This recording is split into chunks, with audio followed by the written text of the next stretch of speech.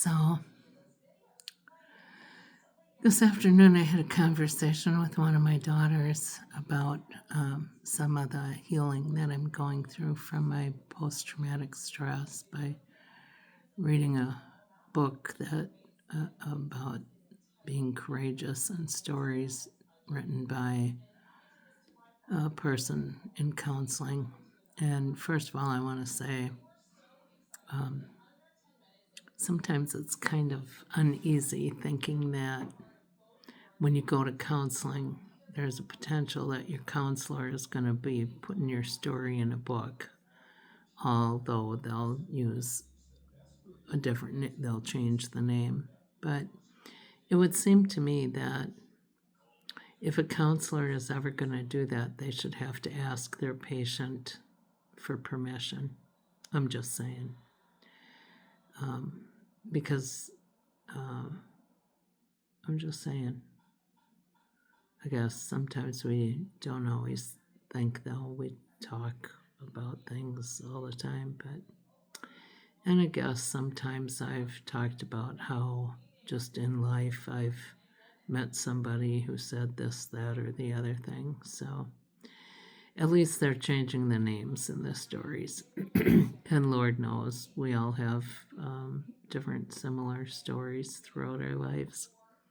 In any case, when I was talking about post-traumatic stress disorder, and I don't know how many years ago it was, shortly after 9/11, I started studying post-traumatic stress disorder and wrote some papers and submitted them to the church and shared with the community, and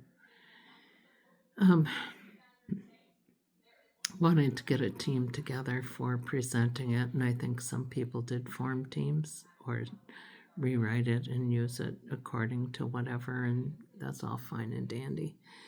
In any case, I've been thinking about how, even citizens, you don't have to be in the military or police or first responder to suffer from post-traumatic stress disorder. If you've lived your life, you're probably going to have some at some point in time. But I guess what I was talking to her about was a very deep traumatic experience that I hadn't very often been able to give voice to. And I finally did. And the experience of sharing my experience with somebody and then asking them to pray for me was really good. It was courageous on my part, but it was very healing.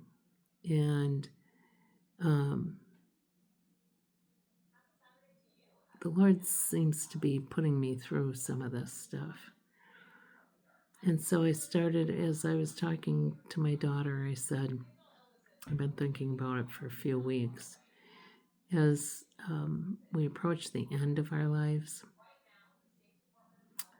sometimes we have a little more frequent bouts. And it's one thing to go to counseling for it. It's one thing to, try to put that out of your mind and everything else.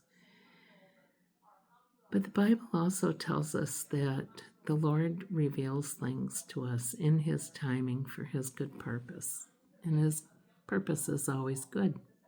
It's to prosper us, to heal us, and to help us. And so I'm rethinking from a spiritual Christian point of view, from that psychological point of view, yes, post-traumatic stress disorder. From the spiritual point of view, post-traumatic sin deliverance. Because the Lord delivers us and is with us through these experiences, through the first-time experience and the repetition of remembering. And when he talked to his disciples, he said, you know, when they said, how many times do you have to forgive? 70 times 7. So, post traumatic stress disorder, yes, you can ask the Lord, is this you revealing something to me that you want to deliver me from? Or is this somebody messing with my mind? Don't give the devil a foothold.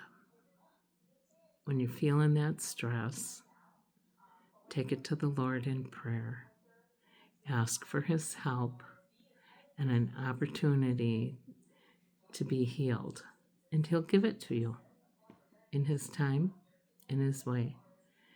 And in the process, other people will also find healing. So have a great day. It's all heart and soul work.